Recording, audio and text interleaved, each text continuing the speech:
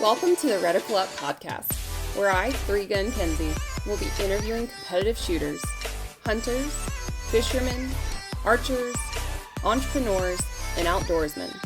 Come learn with me as I interview people from all walks of life, in different disciplines, all across the world, from novices to professionals of all ages.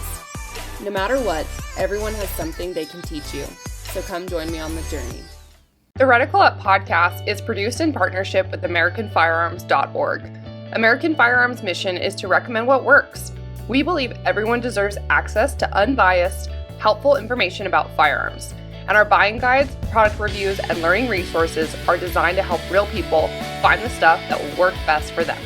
Check us out at www.americanfirearms.org. Welcome back, listeners, to Reticle Up podcast. I'm here with Sofia, who goes by Fit4Fia. Now, if you don't know her, she is a amazing force to be reckoned with, and she's going to hear this all night from me. But she's the host of the She Shield podcast, and she's one of those really positive gun influencers on social media. Big proponent of competition, concealed carry. Sofia, what did I miss in your bio? That was perfect. And thank you so much for having me on your podcast. This is actually only the second podcast I've been a guest speaker on. So this is really exciting, unless I'm missing one, but I'm really happy to be here. I love what you're doing. And you pretty much got it all. I also personal train on the side, and I just took a job with the Livefire app. It's an app for basically online instruction along with recording your progress with training. It has a social media feed, just pretty much everything you would ever need in a training app. So that's kind of what I'm doing. That's very new. That's new as in like yesterday new. So no one would really know that at this point. But yeah, that was a great intro. Thank you so much for that. Oh gosh, thanks for coming on. I'm super excited. There's not many females, I would say, that meet expectations or blow them out of the water in the gun industry. They're mostly the gun bunnies. And so I just have to take a second to say thank you for putting out content that saves women's lives, prepares them mentally, physically for, if they need to carry a gun, use it. And I think the world of you. So thanks for coming on the podcast. I'm excited to have you here. Thank you so much. And I'm looking forward to meeting you in person, whether that be before SHOT Show or at SHOT Show. So that's going to be really exciting. And I agree. There are a lot of pages out there that are more focused on, you could say, the aesthetic side and not so much the training, the practical approach. And, sometimes that's because those influencers don't know about what training is necessary, but others are kind of there for maybe something else. And sometimes they're honest about that, upfront about that, sometimes they're not. But my goal is just to kind of show all sides of it, from the hand-to-hand combat world to the weapons-based entanglement, all the way to competition shooting, making myself just a more prepared citizen at the end of the day and inspiring others in the meantime. It's kind of why I'm there. So thank you so much for acknowledging that. Well, absolutely. And you've checked those boxes big time. So good job for you. Let's actually dive in. I want to dive in because into the podcast world. And that's one of the biggest things, that there's not a lot of female podcasters, but also like just people that are very personable and can interview people. Again, we've never met, even though I feel like we know each other. But yes. I want to know why did you start a podcast, and how did that even come about? Yeah, that's a lovely question. And I love talking about She Shield. It's kind of my biggest passion. So happy to tell you about that. I actually started it with a good friend of mine. At the time, we were just on the phone, and I was like, man, I really wish this conversation was recorded, because this could really help some people out that aren't aware of all the nuances in the world of self-defense and even the gun community. And she was like, yeah, no, I wish we could do that too. And I was like, well, holy shit, like, what if we started a podcast?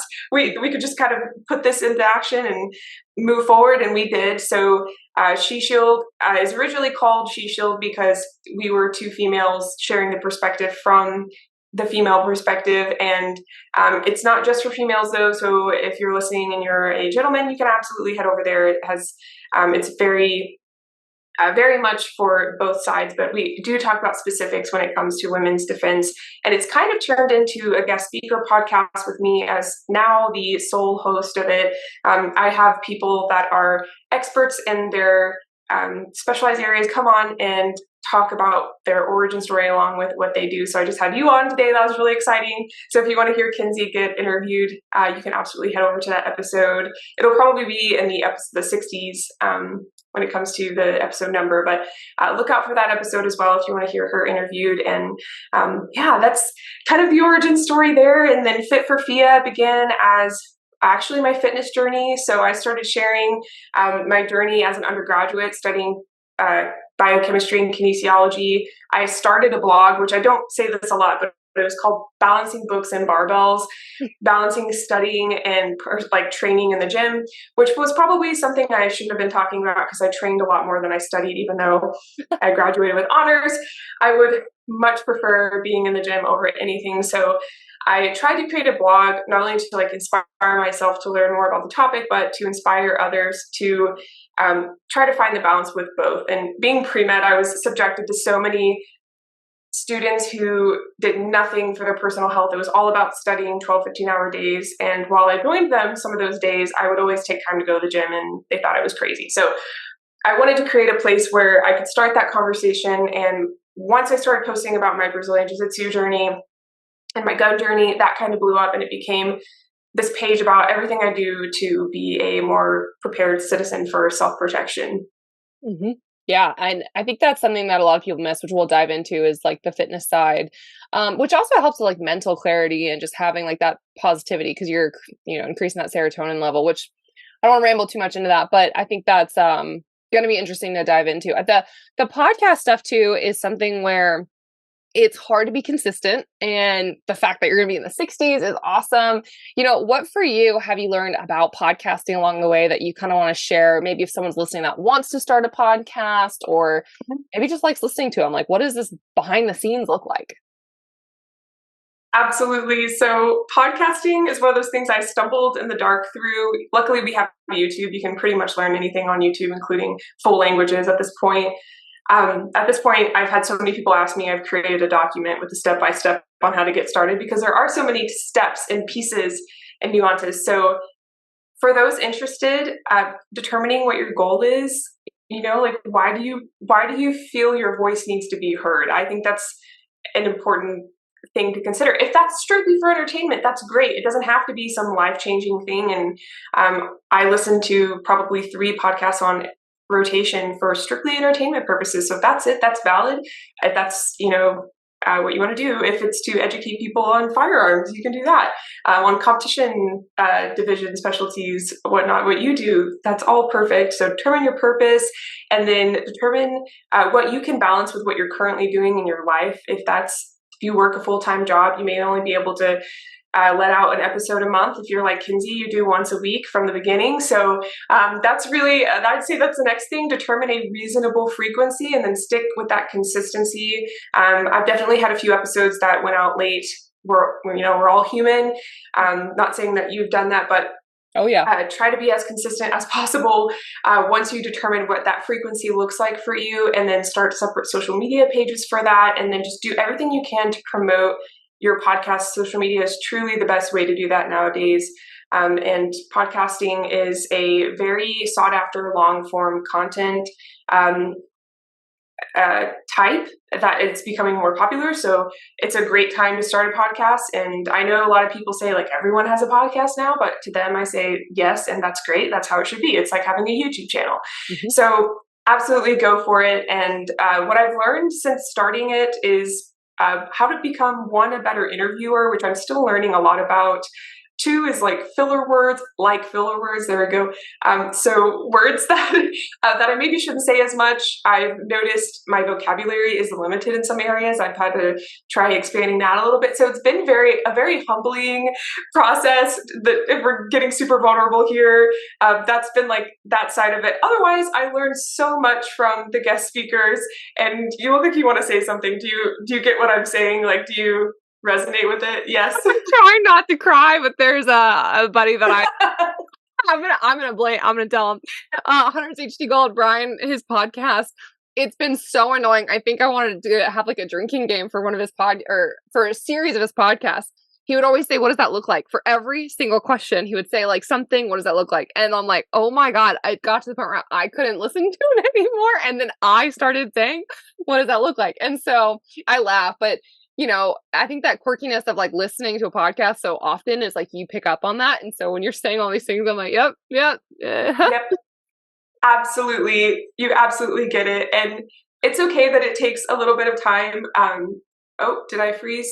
Ooh. Yep. Oh, you're back now.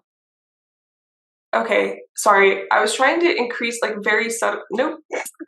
Sorry. I was trying to subtly increase my brightness and it didn't work. It totally like called me out. What the heck? How rude. Okay, sorry. We were having some light issues before this, so hopefully it's not terrible. Okay, coming back. Sorry about that. So yes, listening back, there's the ums. I just said all the ums to prove my point, but it's always nice to use episodes as a resource to improve your speaking in any way, whether that be filler words or just vocabulary. I'm totally with you on that. That's hilarious.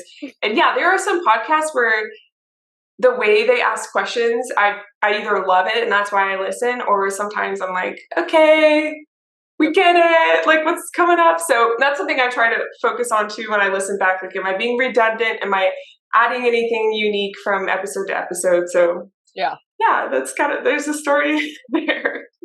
What's your 3 favorite podcasts that you mentioned that's kind of like your entertainment podcast? I kind of want to know. Absolutely. So I'm a big true crime person, which I've kind of been putting out there. I've been nervous to share that. I don't want people to think that I use that as a means to kind of like support my like view of, you know, why people should carry. I think everyone should have the option to not carry as much as they have the option to carry. So I don't tell everyone to get a gun, but it does help when it comes to like, I hear a lot of situations in these episodes about like times where women could have absolutely used a firearm to balance the playing field. And those podcasts I mentioned are a Morbid podcast. Have you heard of it? It's well, okay, so one of the hosts, it's 2 hosts. One is a autopsy technician, the other is a hairdresser, but they're related and they're hilarious, and I just love their flow. They're super respectful to the victims of the crimes that are discussed. The next one is Sinisterhood podcast. It is a psychologist and a lawyer, so I love the deep dives they do into cases. They're also hilarious. So all of these are true crime comedy, which sounds like an oxymoron almost, but it's like, it truly is kind of like telling these stories in the sense like the only times that they make fun of anyone is if the murderer is like a bad looking guy. Sometimes they'll like, you know, attack his looks, something like that. Like that's that, or they'll just like make jokes about, I don't know. It's really hard to explain. If you've never listened to true crime comedy, you might even think I'm, you know, an insane person, but it's absolutely worth it. And then the third one is called My Favorite Murder, and it's with 2 actual comedians. But the way they tell the stories is wonderful. And a lot of these are also like ghost stories, and even just like I survived stories and uplifting stories. It's not all just like Sally got murdered and these are the details, you know. So those are the 3. Yeah. Do you have a top 3 you listen to? Yeah, mine is totally on the other side of things. So I pick out the ones I want to listen to from Joe Rogan, of like if there's a guest that I'm interested in, and his are like, you know, 3 hours long. So I think it's fun, but yes, you know, I am probably the biggest book nerd ever. But I did totally listen to like the Jack Carr episode that he had on there. And in the top 3 podcasts is the Danger Close podcast with Jack Carr. And what his are interesting because he interviews some really like heavy experts in whatever niche they're in. And they're very interesting people. And of course, a lot of them have that military background, that special forces background, what have you. But those 2 episodes or those 2 podcasts I love. And then the weird one is Armchair Expert, and I love Dax Shepard. He's comedian, actor, whatever, but he interviews like big time celebrities, which I'm not a fan of so much of the celebrity of people. But like he interviewed Jimmy Fallon and Sophia Bush, and I hate Sophia Bush's political stuff. The long story short of it though is that those stories of how someone made the big break, or like Jimmy Fallon talked about, he knew he wanted to get into Saturday Night Live. He wanted his, own show. And I don't know, for me, like, yeah, we've talked about this, like podcasting and stories and just hearing how people got to where they are is like a very inspirational thing to me. So like Armchair Expert, I mean, he had Robert Downey Jr. on. I could listen to some of these stories about where people started, because people just think some people just made it in the world that they're in overnight, right? Or like, oh, they were already in it. No, some of these people, Chris Pratt's a great example, was waiting tables or lived out of, off a couch or whatever. And so those stories, those podcasts are really inspirational for me. That's my guilty pleasure. Yeah. Absolutely. No, I'm with you on that. And I love podcasts. It gives you an opportunity to get other things done and not like, it doesn't visually capture you and keep you in, that catatonic state that movies and shows can. So I'm glad you found some that sound a little bit more informative and inspirational than true crime. So that's really cool. And I'll have to check out the Armchair Expert, especially. It sounds really intriguing to me. So yeah, that's a fun one. All sorts of people that you would know and recognize. And some that you went, they even have little short episodes of what they call like armchairies. So like their fans, they'll ask questions if anyone has a story about XYZ, and like their fans submit it, I'll have fans on. So it's like kind of cute. Like their episode series are very different in what they interview. Not just big time celebs, but some other episodes too, which is fun. Yeah. That's amazing. Yes, the true crime podcasts do that too. They'll have listeners write in their hometown murders or ghost stories. My favorites are like, they'll ask for a specific thing. The last thing I'll say about this, like the other day they asked for like trash dad stories, for like dads that just like did a terrible job at raising kids. And, they're not like meaning to be, but they just do dumb stuff. Like one kid went out in the yard and like ate a bunch of mushrooms. And when they asked the dad, like, why did you let her go? And he was like, well, she was being super quiet, so I thought she was okay out there on her own. Stuff like that. That's just really funny, uplifting, not what you would maybe think a true crime podcast has to offer, but that's awesome. Yeah. Yeah.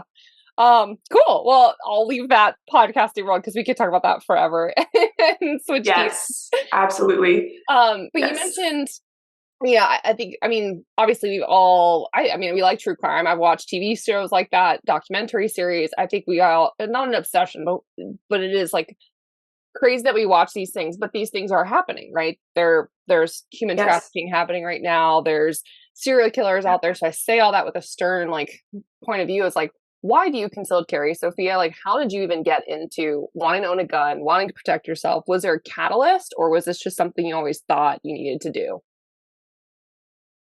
Great question. I always hesitate a little bit telling this story because it truly is personal, but I'm down for it. Won't get into the nitty gritty details, but my journey in martial arts started when I was 13. I was put in a situation where I felt I was in danger. My life was in danger, actually a few times, by someone who's really close to me. And I ended up starting in this traditional style martial arts called Kuksuwan.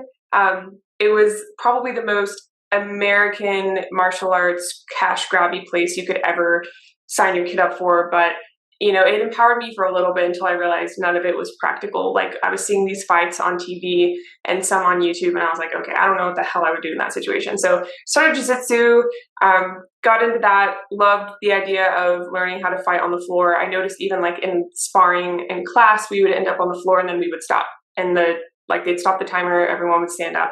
It was stupid, right? Because you can't do that on the street. So I ended up getting into something called Musuwan, which, funny story, Kuksuwan and Musuwan are two traditional martial arts from Korea, and they were essentially split. The two grandmasters of both martial arts styles were brothers, and they actually like split up into their own disciplines. And in this small town I was raised in, I found a Musuwan gym while I was in Kuksuwan, and I switched over to Musuwan, and those two instructors were like best friends, had gone into business together. They then split off, and one went into Musuwan while the other stayed in Kukso. So literally like repeating history. It was kind of crazy. I thought that was like so funny. They didn't think it was that funny, but I did. So I switched over to Musuwan. My instructor was also Krav Maga certified. We did Krav Maga, and that's where I like held my first gun, right? It was a plastic blue gun that we trained Krav Maga situations with, and he would tell us to like tap and rack when we got the gun away from the other person. And I was like, okay. So I would like tap the gun, and I would do like the motion that I saw on like TV or like whatever he was doing, I guess. But I was like, what the hell do I do? Do I just fix the gun on the person and pretend I know how to use it? Like, they're gonna know, you know, like I'm gonna probably have a shitty grip, and they're gonna like know I am a fraud, and is it gonna go off? What are all these like parts? So I began getting curious, and I had started Muay Thai at the same time. So while I started Muay Thai, I reached out to a friend who was teaching like sniper instruction level classes at his, I don't know what to call it, but he was in the National Guard. So wherever he was stationed, I don't know. Anyway, called him, was like, hey man, will you take me shooting? Backstory is I taught in violin in high school. I started a program with my sister where we taught kids that couldn't afford their own private lessons. So he was actually one of my previous students, because she and I have played violin since we were 5. So we were able to like teach high school kids that started when they were like, I don't know, 16, you know, and like that's not right. I guess they started in junior high, so whatever that is. But anyway, we started that program, and he was a good friend. He said, call me if you need anything. So I called him and was like, teach me how to shoot. And he did. So I ended up getting curious about concealed carry, bought my first little holster, realized how uncomfortable it really was, and how the only thing I'd conceal in was like jeans and a t-shirt. And then I honestly would just carry it, like not really even knowing how to draw it properly, not knowing anything about weapons-based entanglement, so applying kind of like jiu-jitsu, grappling, wrestling, whatever, to a fight where someone's trying to get a hold of your gun. I didn't know anything about marksmanship. I mean, I was very, very new, to the point where when I signed up for my concealed carry licensure course, I freaked out because I wasn't sure if I'd pass the qual. So once I got my license, I shared that on social media. I shared my first gun, which is a Glock 43X. I still carry it. I'm actually wanting to move on to the P365 XL, maybe even the macro. I need to compare the XXL macro before I choose, but I'd like something that can take the Hollow Sun EPS that I have sitting in my cabinet, because my 43X does not support a red dot. So, but I'm too cheap to buy one yet, so I've been holding out. Not too cheap, just spend money on like other things like ammo. So moving on. So trying to like give this to you as quickly as possible. And then I started like reaching out on social media to a bunch of other creators. I met Tessa of Armed and Styled. She and I were in similar places with like following, and her content was and still is very inspirational to me. And she got back to me like right away when I would ask her questions. And I started getting all this feedback from the community. Of course, I'm a woman with a gun in my hand, so that's always, you know, enticing to certain demographics. But I, for the most part, have kept my page as modest and feminine. That's kind of like the balance I've tried to keep as possible. And ever since, I feel like I was just shunted into this journey of like how to become the best armed civilian that I could. And then I went off to med school and kind of put that journey on a break. Realized like had major FOMO in med school, was sitting and studying for 12, 15-hour days, kind of fell away from like everything I loved. It was very, very stressful. And I got to a point where I just called my family one day and I was like, I don't know if I can do this anymore. Like, I think I'm going to transition out. There's so much I want to do in the world of firearms and women's safety. And I think that's what I was really meant for. And I did it. I literally just emailed one of my like, I don't know, med school director people and was like, hi, I will be returning in the spring. Sorry. I like wrote my study group and I was like, sorry guys, I won't be coming back. And I went into a master's program for kinesiology, exercise science, and started doing that while building back up my social media. And now I finished my master's, didn't even go to my graduation, graduated, but didn't go to the ceremony, excuse me. I need to stop saying I didn't go to my graduation because it sounds like I didn't get my master's. I have said that to so many people now that I think about it. Anyway, I didn't go to my ceremony, and then I moved across the state, renovated a house, got married, and now I'm here, just accepted a new job with Live Fire app. So that's where we're at. That's the full update. Awesome. No, I wanted to hear all that and learn all of that, because it sounds to me like, I think that the bare minimum, I'm impressed that you just carried a gun, period. I know that's not what we want as instructors, right? We want people that know how to shoot them, how to draw, who practices dry fire and live fire. But at the very bare minimum, having a tool that makes you equal to men or equal to someone that's greater than your strength or what have you, it's a good tool to have. And so, and the hardest part too is even people that are trained, people that come through my classes, have taken my permit class, go get their permit, and they still don't carry on their body, or they don't carry with a round in the chamber. And I'm like, I just want to set myself on fire. Like, I don't know how to make this happen. Yes. So kudos to you for at least putting it on and wearing it, uncomfortable and all. So good job. Yes, thank you. I totally understand what you mean. I really do. And yes. I'm curious too, do you remember, maybe you do, maybe you don't, do you remember how many variations of holsters you tried, belts you tried, clothing options to get to where you are now? Because I'm curious if it's similar to kind of where I'm at. Yes, so it's actually still a constant process of figuring it out. I have some holsters that work really well for me, but I still switch it up a lot. So for anyone listening who feels maybe like discouraged because you're going through a similar challenge, just know you're not alone. And it makes sense that like our bodies change with time, our style changes with time. So why wouldn't our concealed carry setup change with time? Whether that be the position of the firearm on our body or the holster or the gun, whatever that may be. So I have this entire, I'm like looking at it over here. I have this like kind of like plastic dresser that's like 3-tiered, and it's filled to the brim with different holsters. And that's, yeah. And I'm very thankful for the brands that were willing to send me things over the years, because I like would have definitely gone broke had I purchased all of these on my own. But I've had the pleasure of working with Standard Co. USA, Tier 1. Filster holsters is I'm sorry that I say that, but someone may not know that that's my big shtick on my page. And then recently I've really enjoyed Crossbreed. They came out with their modular waistband, I think, and their mini tuck, and that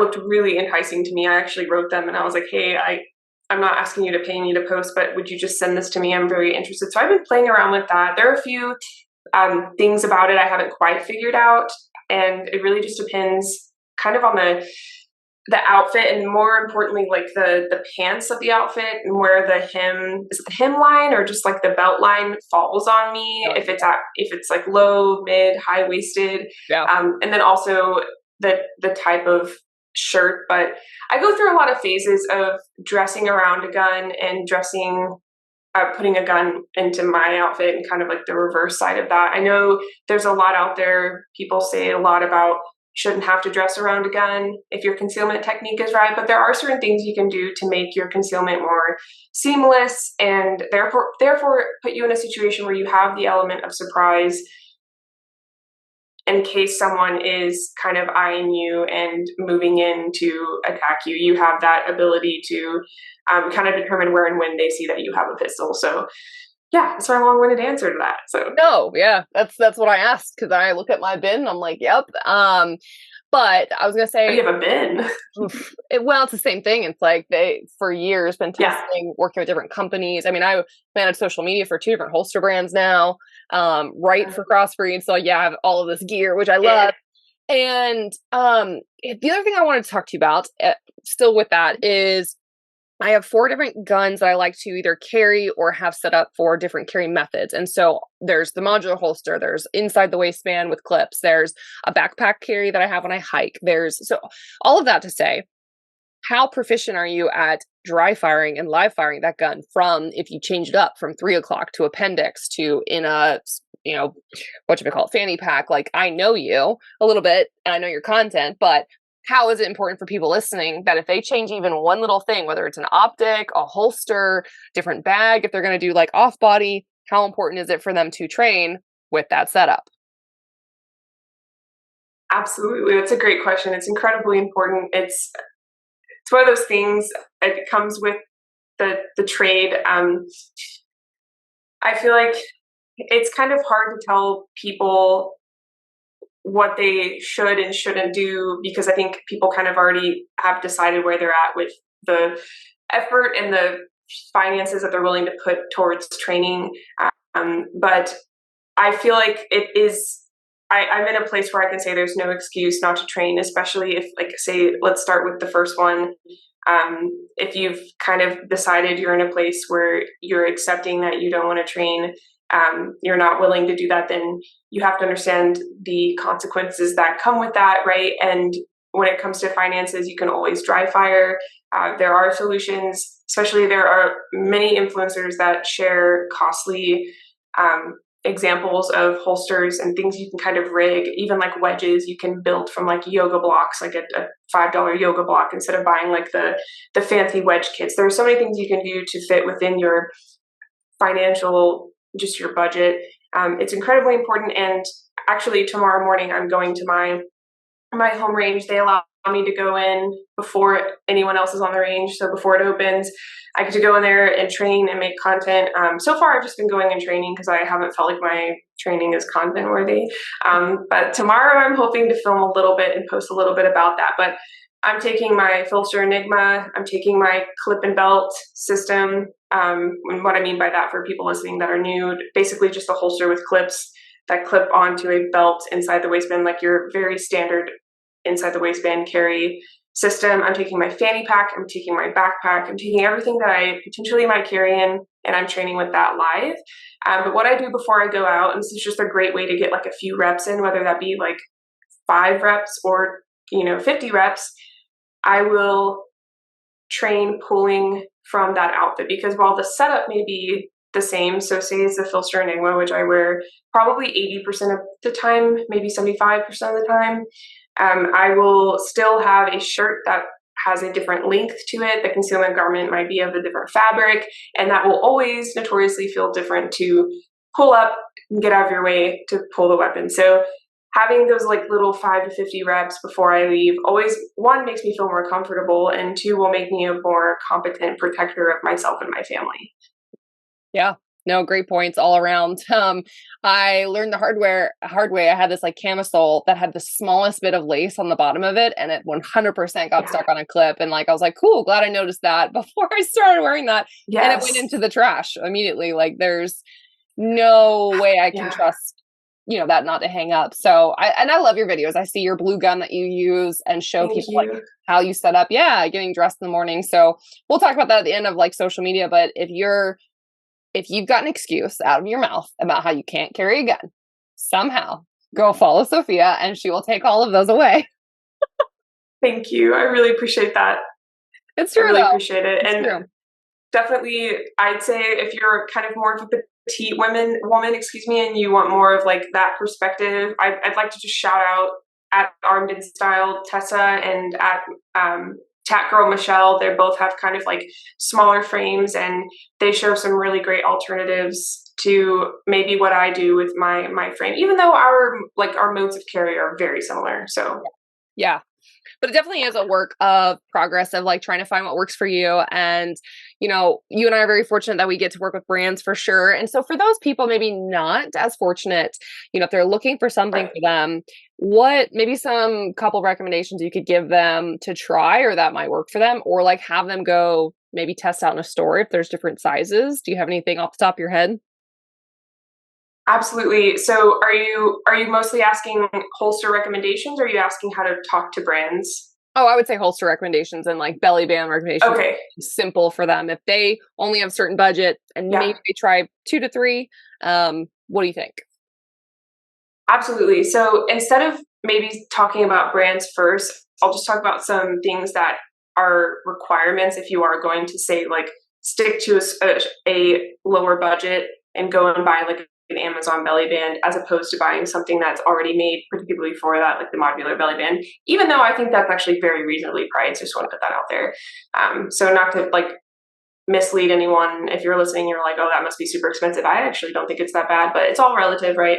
Yeah. So the first big thing is the trigger protection. So making sure there is a hard piece of plastic like Kydex covering the trigger guard on your pistol when you are housing your pistol, and ensuring that that holster is made specifically for the exact pistol you have down to the model and make, not getting anything that has flimsy fabric, and is, I think the biggest thing I want to just preface all of this with is that companies just want you to buy their shit. It's normally not a, you're going to be safer, and that's why we, like, it depends, right? Of course, I feel like some companies they're more focused on the safety than they are the marketing, but they also have, like, they're not all none of them are nonprofit. They all have to survive. They all are backed by people with jobs and homes and families to feed. So really be careful with things that are marketed towards you.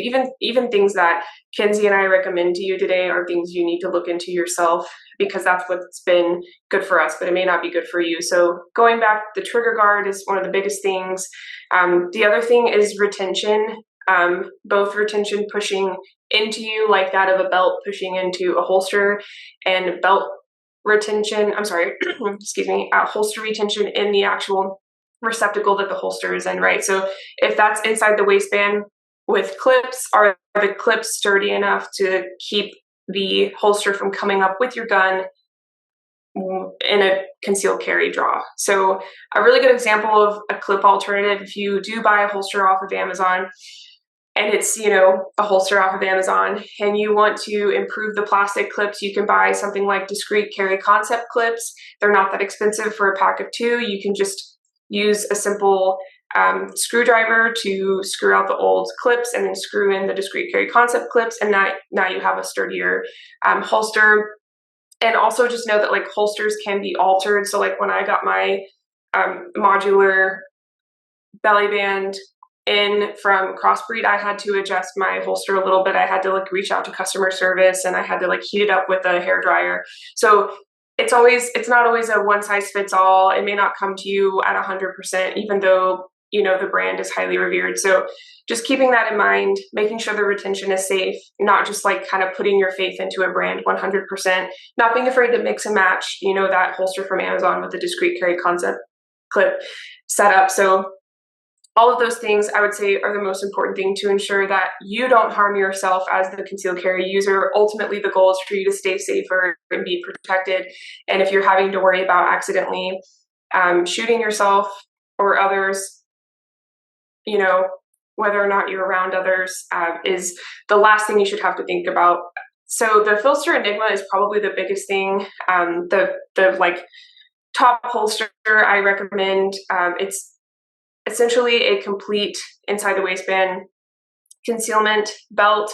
It also has a leg leash, so it gives you the vertical retention as well as kind of the horizontal retention. I'm sure they use other terms for that, but that's kind of how I see it. So when you pull your gun up, the leg leash keeps the holster from moving upwards. When you walk, and to keep the holster pushed in, you have the belt system. So it's a complete internal system, meaning it doesn't have to be clipped onto anything. It is really helpful, though, to have a belt to add added pressure to the outside and therefore more retention to the setup. Crossbreed makes great holsters. I'm pretty sure they're, like, everywhere now. They're at my home range, I know, and they have excellent customer service for questions, but any of their holsters are great. Of course, make sure it works for you and test it out is probably the biggest thing I would say. I'll talk about that in a second, but I do want to just shout out, if you're interested in outside the waistband holsters, Upper Hand Holsters is, like, my favorite brand. What they do is they make their holsters very contoured to your body, so it really helps with concealability if that's something you want to do. I've been working with them since I started concealing, and they're my go-to for anything outside the waistband. I honestly haven't even, like, wanted to work with any other brand when it comes to outside the waistband, except for, competition shooting stuff. But another one is Standard Co. USA. They're great, and I know now you can even order some of their holsters with discrete carry concept clips or ulti clips, like, on the holster when it comes in. So Tier 1 does that as well. So all those brands are great. They have good reputations in the industry. Sorry, I'm going to drink a sip of water. You're good. And while she's doing that, I was going to say the biggest thing that stood out to me is all of this is you do have to find what works for you. Like, I don't care if we're telling you what we carry, what holsters we use, what gun we use, what optics. It doesn't matter. So we're just telling you options and things to look at. But at the end of the day, it has to be fit for you, work for you. You have to love it, be comfortable with it, because you do need to carry it every day. So these are all good points. Just use them as recommendations and starting points, and then figure out if it'll work for you. Absolutely. Yes. That was great. That was very, very well said. And when it comes to testing retention, obviously, like there's a simple shake test. You can put your blue gun or you completely unloaded, check twice, unloaded gun in your holster and just literally see if it'll shake out. That's pretty good. I like to go somewhere with like jiu-jitsu mats and just a soft flooring, or even like in my living room with the carpet, and test out the retention of a holster, doing things like bridging up on the wall, like doing like back rolls on the floor, kind of like a jiu-jitsu back roll, and seeing if the holster shifts on me or if the gun falls out or anything like that. And of course, like training weapons-based entanglement with your setup at some course, like the, extreme close quarter concepts course taught by Craig Douglas, something like that, where you are having to stress test your gear is always preferred, instead of kind of just trusting the system and being complacent. So I'd say like that's probably the biggest thing out of all of this, no matter your setup. Yep. And how much has like the competition world kind of solidified maybe some of your like gear choices or the retention that you're talking about? Like, how have you been able to kind of test these out in different scenarios, especially, well, we don't run as much with guns unless you're a 3-gunner like I am, where we run with pistols holstered, but how much is that a test of all of that? Great question. So that's actually something I'm still discovering. For full transparency, I've only shot 6 matches. I have an outside the waistband setup through Black Scorpion. I don't work with them. I just they're very fairly priced and they're on Amazon. So I just ordered it and actually ended up having to buy 3 belts because I couldn't get my freaking size right.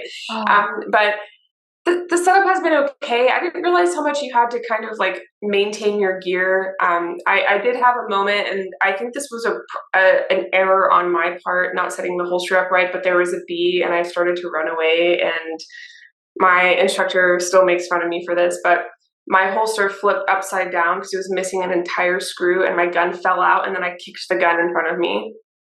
And thank God I wasn't loaded, which like now when I step off the line, I unload my gun. I just get to a point where I'm like, I don't want that to ever happen again. I was lucky that was the case. So that at first I was like, dang, like I shouldn't have bought this, particular brand. And then I realized like there was an entire screw missing.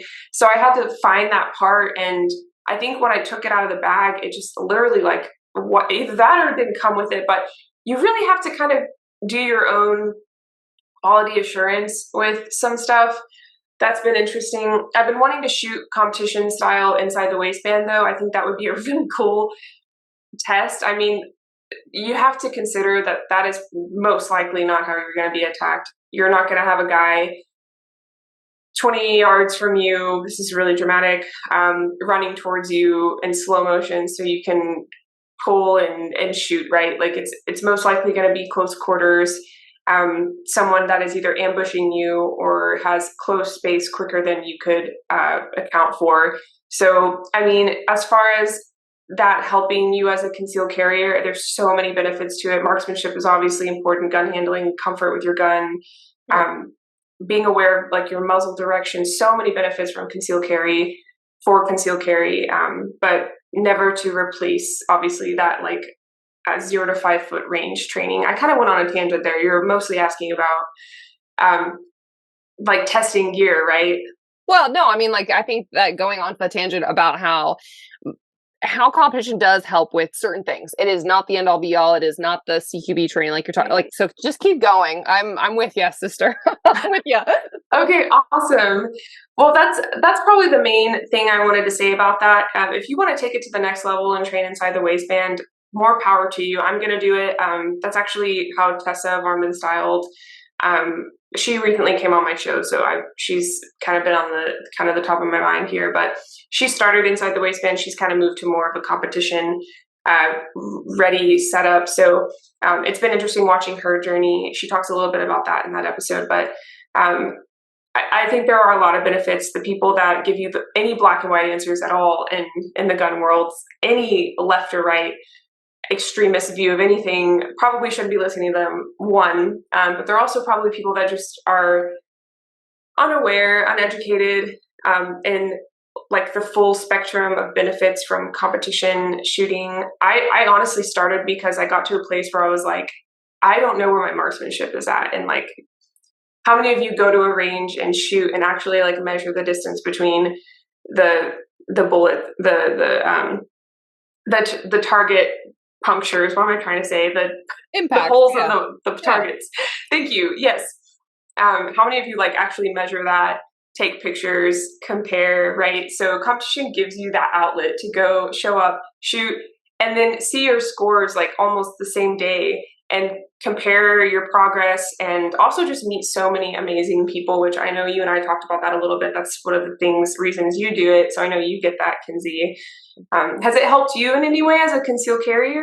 Yeah, so I did, I'll say this to preface that, is I went to Gunsight this year and did a class and learned, I did learn, but I knew the differences kind of between like competition and like the CQB and the tactical and defensive stuff, but I learned how much my competition side has allowed me to not think about getting a gun out and up quickly. So for me, like I do dry fire and I live fire with inside the waistband, appendix, and all of that. And so even though we were shooting a different gun that I'm not used to, it's like the mechanics were there. Okay, like you hear beep or you see the target, they have the turners at Gunsight, so you see that reaction. And nice. I don't even think about support hand coming up to my stomach, I'm pulling up the clothing or whatever I'm clearing, and I have an aggressive clearance. Like, I know it sounds ridiculous, but we were with a bunch of females, but it's like, if I pull up high, like whatever, like I'm here to save my life. And the aggressivity is something that competition shooting taught me. So women, naturally, that I have a lot of my students, are not aggressive enough. They don't attack. They can't see this paper target as the threat because they're not in that world, but that is what it's going to be like. So competition shooting for me has perfected mechanics, reloads. I don't even think about where the mag release is, and I'm back on target. But yeah, like, so again, we cannot recreate that like situation that we're ever going to find ourselves in if we ever do, but it's something where I don't have to think about the gun mechanics, the safety of it, the drawing. It's just going to be, what am I going to do and react when the time comes? I don't know. Absolutely. No, that's absolutely understandable. And I like that you mentioned clearing the concealment garment, because it feels different live than it does in dry fire. So I like that you're getting out there and doing that, and also encouraging women to be more aggressive. That's absolutely awesome. Welcome back, listeners. For those on YouTube, you're getting a little exclusive peek behind the scenes. Sofia has changed backgrounds, changed clothes. I faked it and put on the same outfit, but we had some technical problems between the two of us, and we're re-recording the second half of this podcast. So if there's like a little weird gap or whatever, just go with the flow. Absolutely. Yes. We're going with the flow. So you just come along with us, listener. I feel like you're in Star Wars right now. But anyways, I feel like I am. And really they just cool. changed this background. So if you're not seeing this, I'm in the live fire studio. Their headquarters in Oklahoma, and they basically have the equivalent of an ESPN newsroom for basically a firearms content recording studio for training. So you can't even like see the other half of this, but even like this, the little you can see, I mean, it's the coolest place ever. And I love that I get to work here. Awesome. So that's awesome. Yeah. So picking up, I know where we left off is we talked a lot about our like competition side of stuff and how we've both been to training. So you asked me about like my experience at Gunsight of like what kind of helped me on the gun handling side of things that I really didn't have to think about in terms of like life and death training. So what's been your experience, taking classes, and what have you learned about yourself along the way? Ooh, loaded. Okay, so I'll start with my experience with kind of like combatives. So it's very limited, I will say that. I started at, alongside my martial arts journey, I began getting curious about weapons-based entanglement. And I basically got to the point where I was like, I don't even know what to do if someone truly ambushed me and got in that 0 to 5 foot range of me. And then I had to pull out my gun and present it. All I knew was to like pull and present all the way out. So that in between was always a big question for me. So training with Craig Douglas of Shivworks was like a life-changing moment. So as far as like how that was for me as an individual development, it was incredibly humbling, exciting, and terrifying all in one. And like, I also bonded with those people. Like, I remember everyone that was there in full details, like a flashbulb memory of those 3 days. And the story I think I've already kind of told you before, Kinsey, is when I was at the first day, it was kind of a rough night. I was having really bad stomach issues, and we basically went outside, and I was confused because we had this whole indoor space, but we went outside onto the pavement, or not pavement, I guess it was kind of like dirt, right? Earth. And we were told to practice managing unknown contacts, which includes verbalization. Someone approaches you and you kind of take control of the situation. You're like, hey, I need you to stand back. Hey, stop right there. And utilizing your voice, like you think it's going to be okay and it's not going to be difficult, but it was actually really fucking tough. And the guy that was my partner was this really kind man that like came to class late. He found out there was a spot open within like, I don't know, maybe 3 hours to get there. And I think he was exactly 3 hours away. He said he threw everything in the car and just drove. And he walks in the class. He's like, I'm so sorry. I'm so sorry. I can tell he's just like, he has a good heart. And I'm put with him to then yell at him. And I was like, absolutely not. And he finally looked at me and he was like, you're paying way too much and you've invested way too much to be here to not yell at me right now. Like, pretend I'm seriously a bad guy. And I was like, okay. And so I finally did. By the second day, we're all in these like motorcycle helmets in the dirt in something called a Thunderdome, which is basically just we all form a circle around the people in the middle to make sure that the people in the middle don't like dive out of the safe area, because like beyond our Thunderdome was like there were hills and like there was a place where there was a shed on the side, so if like someone were to run into the shed it could harm them. So it was a way to like keep people safe and also like get a good view of like the entanglements going on and the simulations that Craig would run. So I feel like I'm rambling at this point. All of that to say, I got to a point where I was a little bit more comfortable addressing people. And then by the time I had to get physical and fight someone in a motorcycle helmet in the Oklahoma summer heat with a pistol in my hand that actually shot like not practice rounds, excuse me. Simulation rounds. Thank you. Yeah. So basically like paintball rounds. Yeah.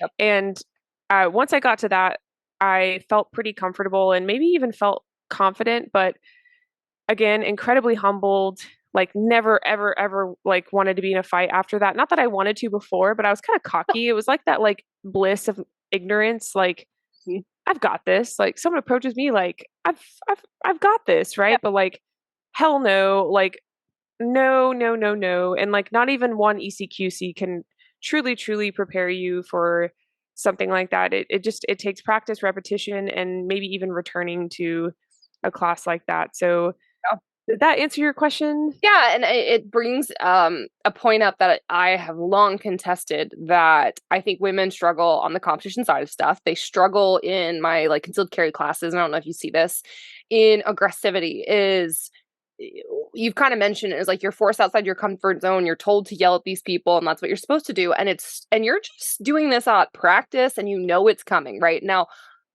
Why does it take women?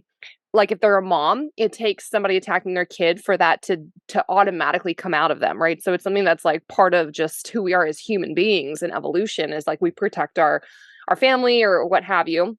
You know, me, I'm not a mom, don't have anything protected other than myself, but I'm very aggressive about like protecting my space. So and it's the same thing with competitions. I don't see women move as fast or get the gun up as quickly or attack targets as fast, because we don't have that natural aggression. I don't say we as in all, but I don't know if you see that, where it's like this timid like nature that women have. It can be pulled out, but most of the time too, especially when it comes to concealed carry, I can't get women to carry a gun unless they have something to protect, or it finally clicks in their head of why protecting themselves matters, so that they can keep themselves alive for XYZ purpose, right? It's like, why does it take that sort of pushing to get that out of women versus men? They just pull it out, on the spot.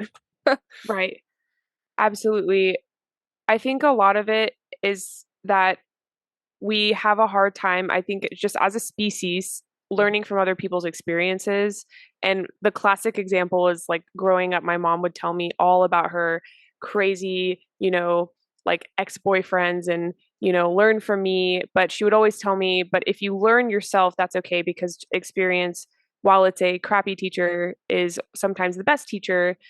And so that's why courses like that those made from Craig Douglas are so kind of like just forward thinking, because he's simulating experience. And what he's trying to do is eliminate the factor of experience having to be your only teacher.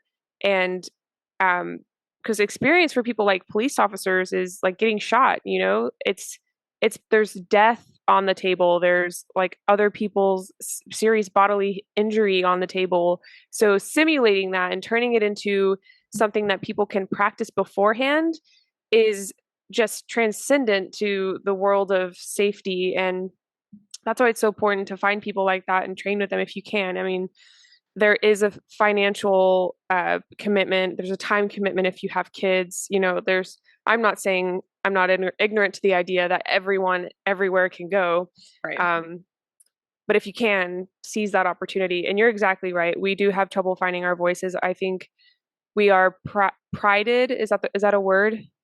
We'll make prided? It one. They're gonna hate us. We'll make it one. If it's not, right, I don't know. Right. Hey, it is now. We are told from a young age, especially as girls, to like value our like almost like quiet and feminine nature, that like nurturing, loving nature. And men are encouraged to like harbor that aggressive nature that's, they're put into sports like football and wrestling to almost like bring that out in them. And so when we're put in a role where our life depends on using our voice, no wonder we're so quiet. And let me just say, there were a lot of men at that course that had trouble yelling at me, and it could have been because I was a female, but like I looked around too, and like even men against men, like especially the guy I was working with, and we haven't kept in touch. I honestly couldn't tell you his name. I know exactly what it looks like if I saw him again, but he was shaking, like he was yelling at me, but he was like straight up shaking. And I remember being like, oh, cool. Like I'm not the only one, and it's not just women. So yeah. I just see more of that, I would say, on the timid scale or the non-aggressive. When you're telling someone like in a male perspective, normally like they just pick it up. And I mean, that's been my experience with like the teaching of the classes, especially with couples, is like I almost have to separate them and be like, listen, like I have one day with you, I have 8 hours with you to train you on what you need to know and remember and do if you ever use this. And it could be the last and the only firearms training that they ever get. That's one of the frustrations I have, is where are the lifelong learners? Again, financial burden, time aspect, but I think personal safety should be a priority in some capacity. It doesn't have to be gun related. Could be what you do with martial arts and that stuff. But yeah, I don't know why it takes longer. Yep, absolutely. I think it's just changing what societal norms have taught us from a young age. And I think that narrative is changing a little bit, like in present day. So maybe we can outrun a little bit of that at some point. But until then, practice is our best friend, and simulated experience is an ally. So yeah. Now I know we talked about you starting with Live Fire app. I'm actually curious because you're in the studio now, behind you, like, there. What's been your first like couple days working there, and what have you learned that you need to work on now? Oh my gosh. Well, first of all, I'm going to use a total like Gen Z word. This is the dopest job ever. I like just a few days in, and I couldn't be more excited to be here. So for those of you that don't know, Live Fire is an app that is essentially transcending online training, making it available to anyone, anywhere, with instructors like Mike Seeklander and more to come, that are going to basically be able to upload their courses to Live Fire. And you can pay a subscription to have access to all of these courses from anywhere and also like as much training as you want, when that training can be so expensive and also like very far from you. So it's really just bringing training to everyone, and also creating a community for gun lovers, because we are being shunted into the oblivion on Meta. Excuse my like weird language. It's later in the day. I'm a little tired, but so I'm just like throwing these weird words out there. But we we're like being put, it's almost like they're trying to get rid of us. Like they want us off their apps is what it feels like. And I mean, I'm not going anywhere. I hope we're not all going anywhere, but Livefire is fighting that by creating their own social media platform in the app that you can also translate over to Instagram and vice versa. You can repurpose content, all of that, and they're going to have features very similar to that of like Facebook groups as well. So the community aspect of it is going to have like everything you like from Instagram and Facebook combined, as well as accountability for training. Because of that group feature, you can check in with your people if you have goals, and you have maybe someone like you, Kinsey, if you wanted to start a group of like dry fire for 3-gun, you could do that and check in with the people that follow. You'll have that availability or opportunity in the app. And lastly, they have things like a shot timer and a logbook in the app for you so that you can train anywhere and like personally. So like my husband is a paramedic. He sleeps during the day. I have to dry fire during the day when I do dry fire. Just kidding. I'm working on that. I shouldn't do that. But when he's sleeping, like I'll put the live fire app in my AirPods and click the timer. I don't have to do that, like use the like loud ass timer I use on the range in my home. And then it logs my rounds for me. And I can just count how many repetitions of dry fire I've done, put it in the app, post it, and then get feedback from the community. It's just like this all-in-one app. And when I first heard of it, I was a little skeptical, and I think that's normal nowadays just because there are so many different apps out there, and like it's almost like even for the firearms community, we've pretty much found our place on Instagram and yeah, it's TikTok, nowhere to like be we've found. a way to No, I know, exactly. And so it's kind of like we're here already, we're used to it. Yeah, we have to kind of play the game of meta. So like what's up with this app? But truly though, like when I started looking into it and I sat down with the CEOs and like met the team, like man, I felt like a dumbass for ever questioning it. And like I just truly think it's gonna change the tone. And there are some really cool things coming out that I can't release yet, but if you follow them on Instagram, I'll be posting, because that's my job with them, all those updates soon. So there's my long-winded answer. No, that's great. Is it something you think you'll look into?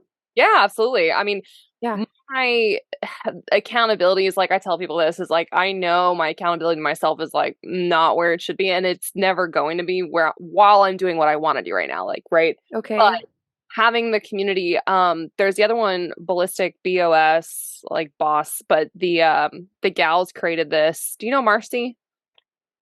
I don't. I feel like I'd remember that name. She's created an online community. So yeah, so I say all this long-winded answer is that these apps are the ones that I actually want to be on. So Livefire app sounds awesome.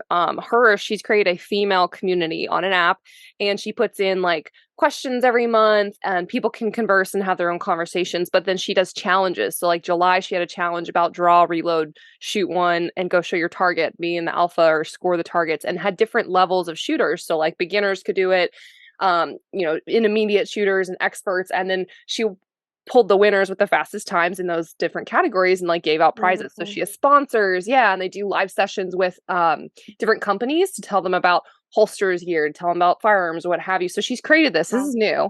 That's why like it's still growing, and I'm excited because it's something that like I've been in there, given feedback, answered some questions, gotten involved in that way. And so those are the apps that I'm interested in, especially. Again, the accountability check, right? It's like, I probably won't do the dry fire I need to, and that's okay.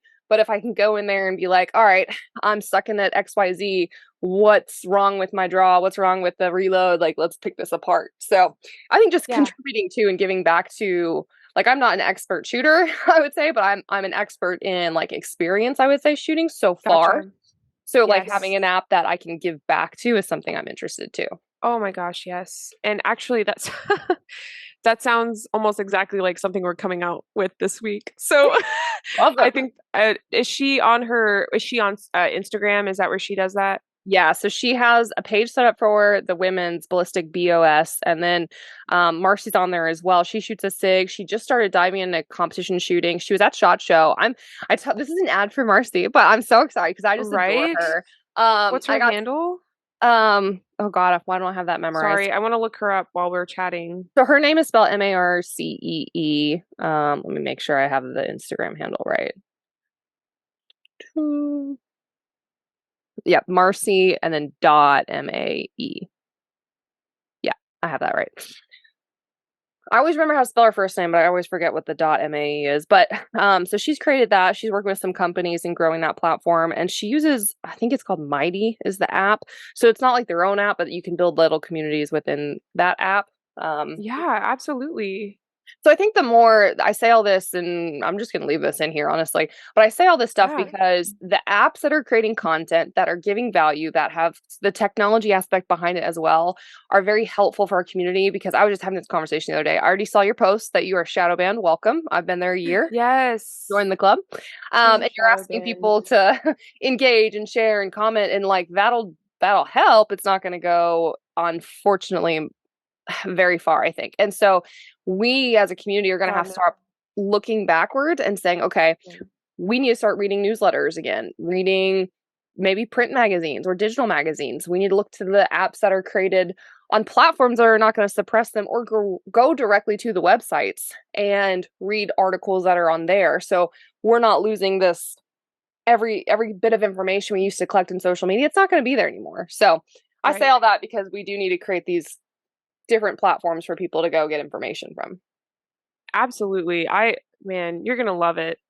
You're gonna love it. I'll keep you. I'll text you if it's not like, if I don't see that you've seen it already. But there's some really cool features coming out, and yeah, we'll talk about it more off air. Okay. So yeah, absolutely. So stay tuned, people. Yes, we didn't discuss this the last time we were talking, so we're gonna throw this out there. Let's do it. All right. 5 years, 10 years, and lifetime. What are Sofia's goals as of right now in this time and space for that? That's so funny. So I always ask did I ask you? I asked you this, damn it. I asked you this on my podcast. Okay, so you throwing it back. I actually love this question. I really do. I joke that it's stressful, but so for those that don't know, I dropped out of med school, and I can't remember if I said this in part 1 of this episode, but I dropped out of medical school. I had originally gone kind of trying to pursue the dreams of my family.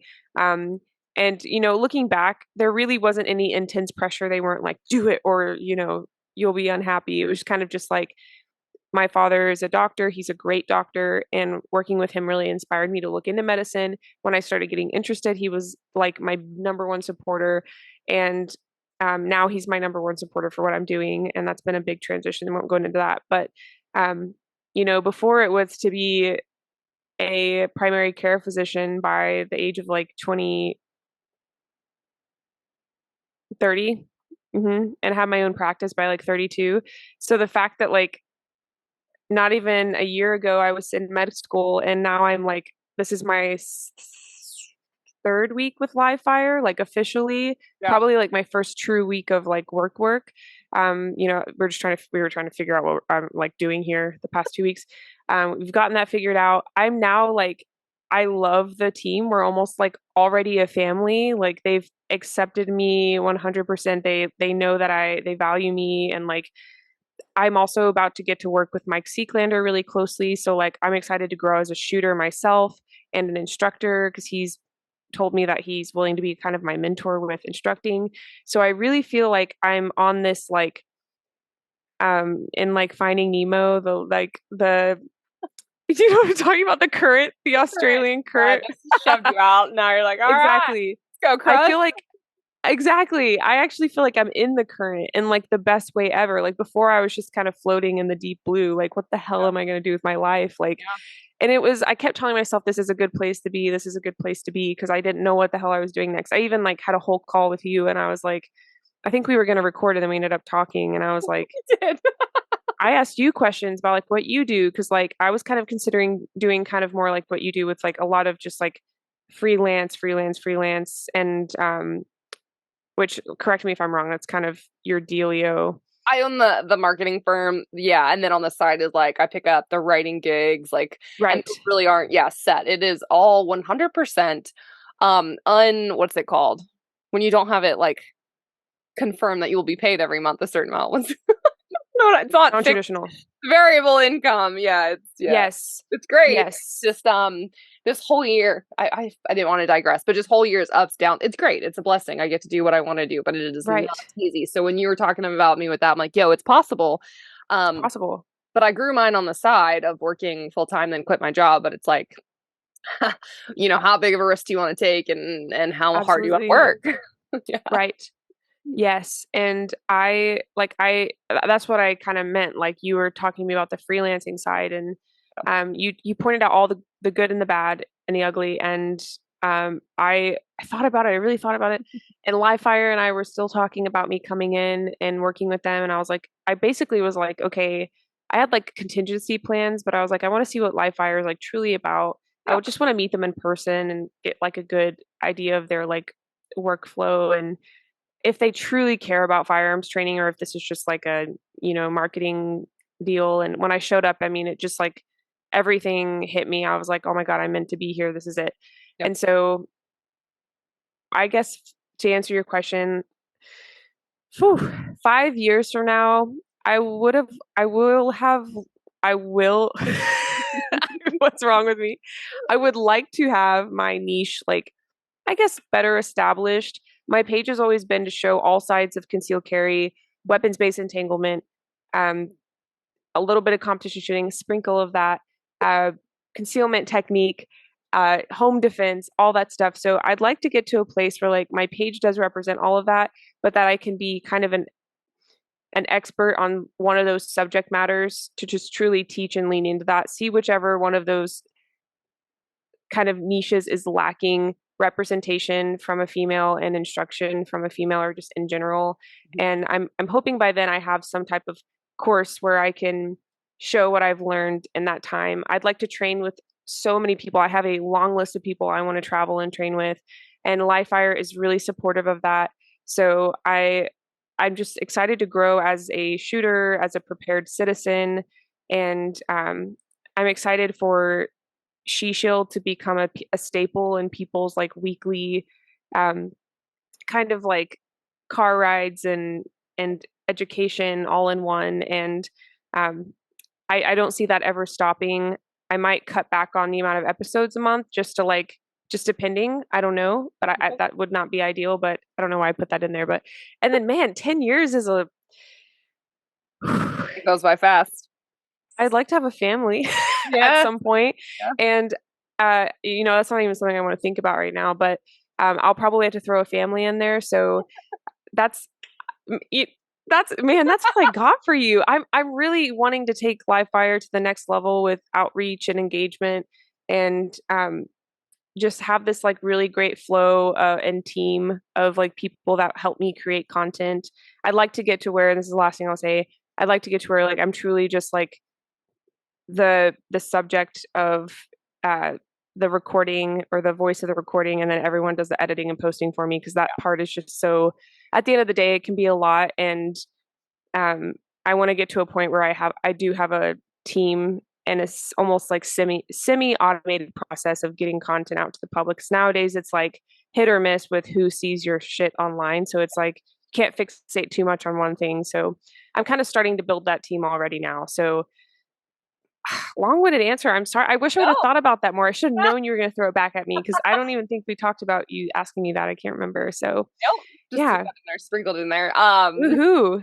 And one more thing while I have you, because I didn't want to miss this opportunity. So depending on when this comes out, but I got to see your post again about your weekend shoot with Tat Girl Michelle in some really gross weather, meeting extra hot. And I didn't want to laugh. It's not a laugh at you. It's laughing because I've been there. And not that you don't know, but it's like, now, or at least know better, is like how much hydration, how much like caloric surplus, how much like sleep, and like everything involved in you were there for a 1 day match, right? It was local. Yes, it was just one. Well, I say just one, but it's still hot.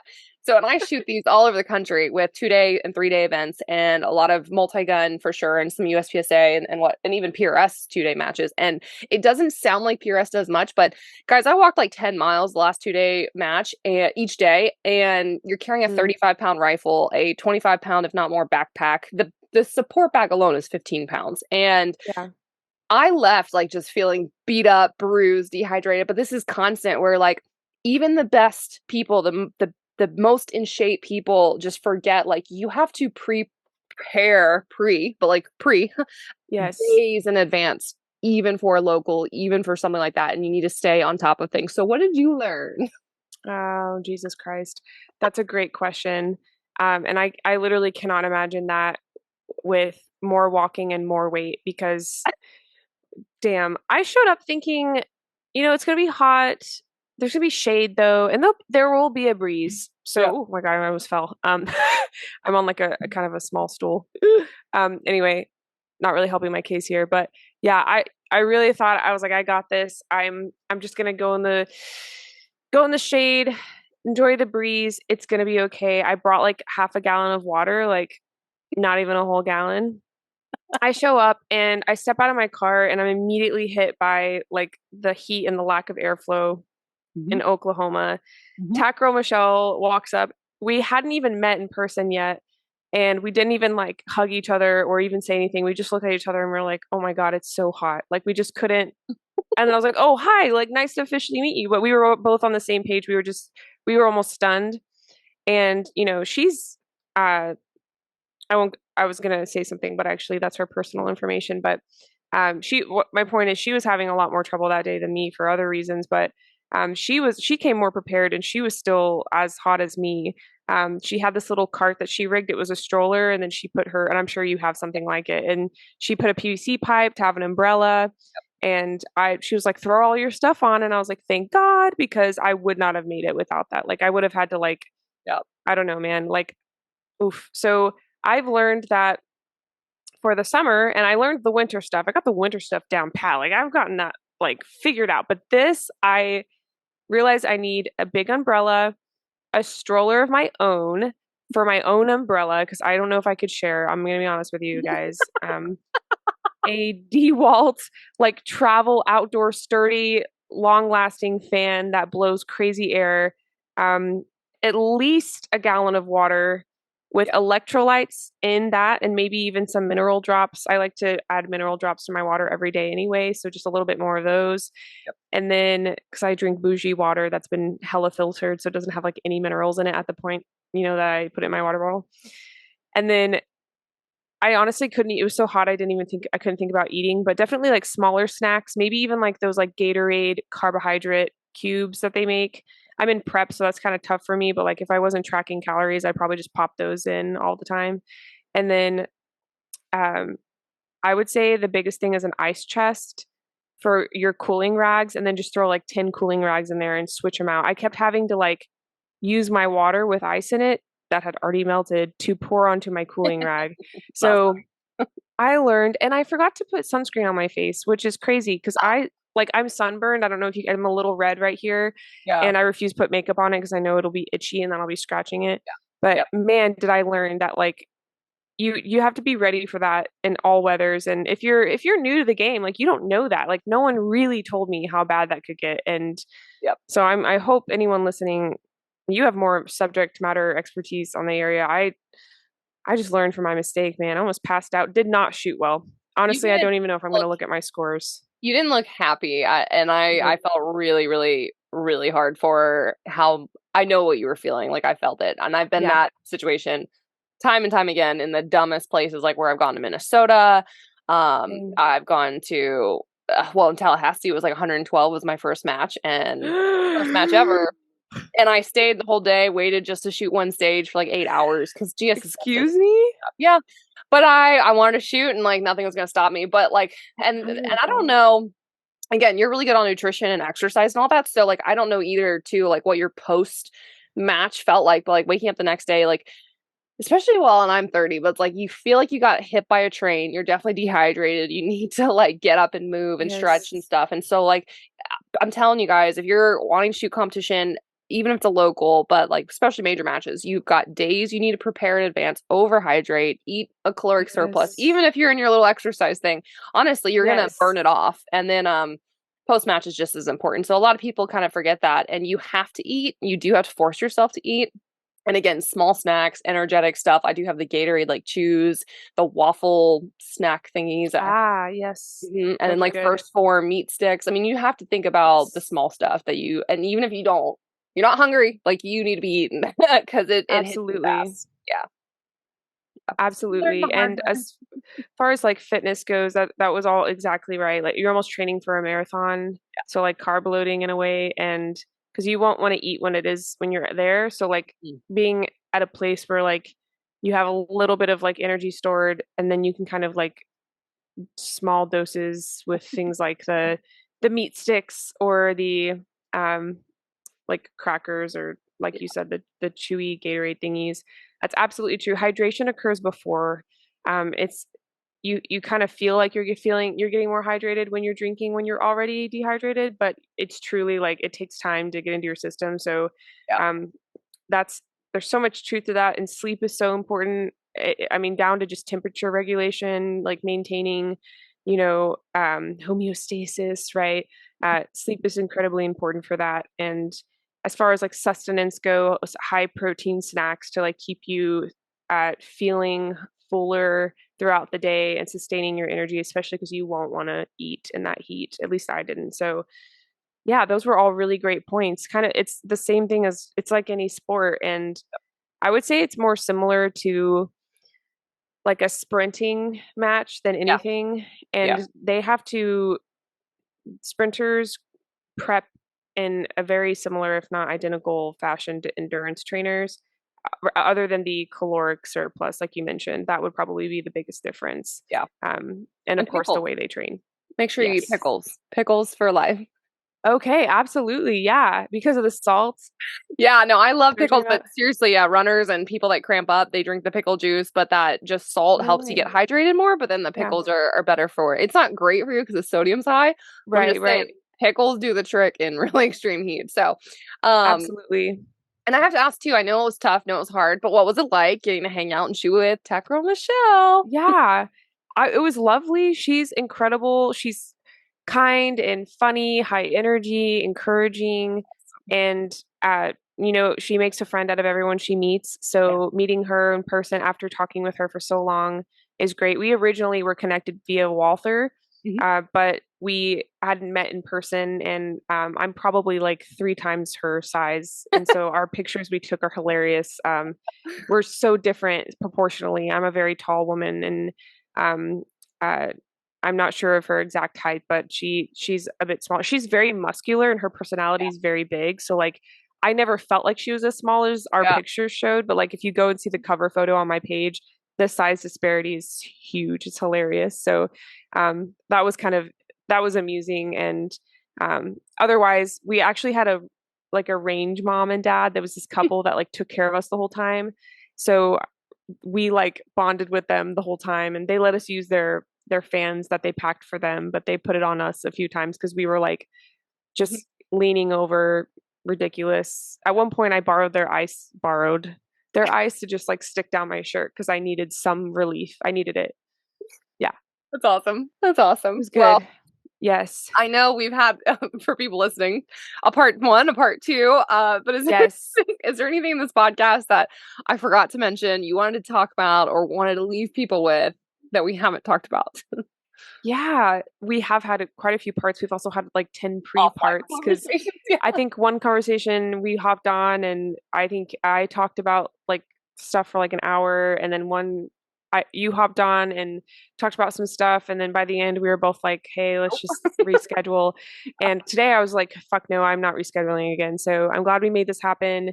I guess the last thing I'll say to people is about going back to the kind of like combatives training portion of guns. It's not as sexy of a concept. It doesn't get a lot of publicity and and on the social media platforms that we're all on. But that doesn't mean it's any less important. And I think that's a common misconception. There is so much truth to like ignorance being bliss until it's not, until you're confronted with the ugly truth. And my goal is to get people to see the need for it now, not through fear-based tactics, but through like education, that the prevention of things like that, because experience is a bad teacher, is just the most important thing, and not kind of like letting people get too comfortable in the illusion that it's all about concealed carry outfits and even competition shooting, because you're never going to run at someone and shoot them at 10 yards away. You would just go to prison. So like it's kind of like orienting yourself, being honest with yourself. Ask yourself, like, okay, if someone ran up to me right now and ambushed me, do I feel like I could take them on? Or is my outfit just cute and my firearms tucked away and I'm not printing? Like, that's not enough. And it sucks to tell people that, because that's probably the majority of stuff on my page. So like, I kind of feel like a hypocrite, but my goal is to introduce more of that. So if you would like to see that, head over to my account. It's FIT4Fia. I'm sure you'll link it. But I'll be there, and then I'm hopefully going to be able to see you soon. So you might see Kinsey on my page.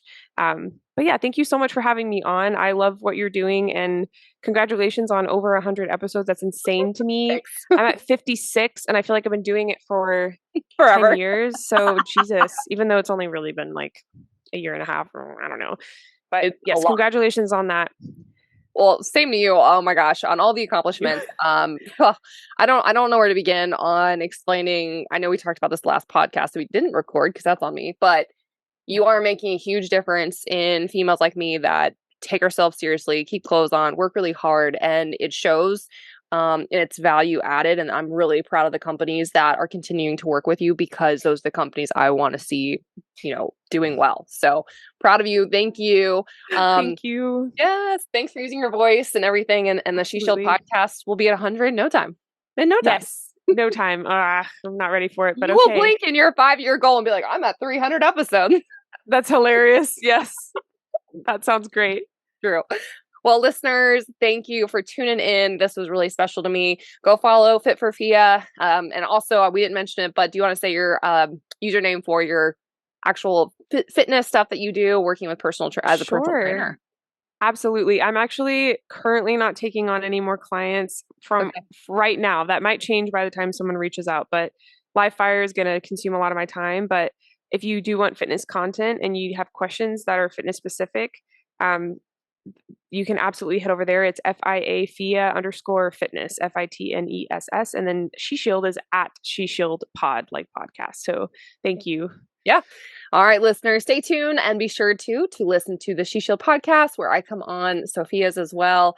And be sure to like, subscribe, follow, and do all the things on social media. But thanks for listening, and stay tuned next week for an all new episode. Thanks for listening to the Reticle Up podcast. Be sure to subscribe wherever you get your podcasts and on YouTube. Follow along on social media at Reticle Up or 3 Gun Kenzie.